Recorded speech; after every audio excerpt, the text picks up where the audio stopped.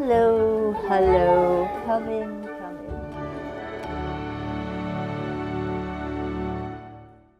Well, we're really thrilled to be invited to come to your house Well, today it's and meet lovely you. to see you. Isla and Charlotte are two of my book reviewers. They've come to help today because your book, Katinka's Tale, which we've been loving reading, it's in the final for Book Factor 2018. Gosh. So we have nearly 1,000 children all reading your story in schools, and they'd got lots of burning questions that they wanted to know about Katinka in particular. So Isla and Charlotte have come with me to hopefully ask you some of those questions today. Right. How old is Katinka and how long have you had her? She'll be 13 in July, and we've had her not quite 13 years, about 12 years and 9 months. Yeah, I suppose she's quite a middle-aged cat now, really.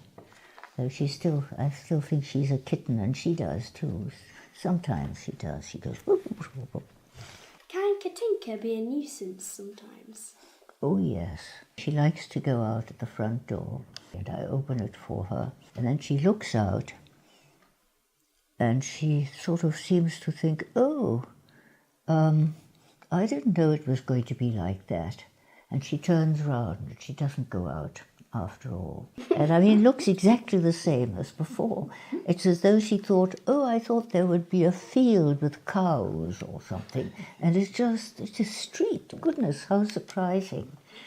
And the other thing she does is, now the back door has a cat flap, but Katinka doesn't think she ought to go out through a cat flap. So she sits by the cat flap, and she looks at me and she says, meh. And so then I have to get the key for the back door, and Katinka looks out through her cat flap, and she waits for me to open the door, and then she walks out like a person. She comes back in through the cat flap, and she can go out if I'm not there, but she doesn't think she ought to have to do that sort of thing. She's too grand. I like the bit in the story when Katinka does the trick where she falls off the table. Does Katinka actually do this in real life? Yes. Well, she doesn't anymore. I think she's a bit elderly now to do it. But she used to do it, and it was quite deliberate. It was a joke. And in fact, at one time, she got so keen on it, what she would do is she'd sit on the kitchen table and she'd listen for me coming. And when I opened the door, she'd be facing the door, hanging, her head hanging off, and as I opened the door, she'd fall off.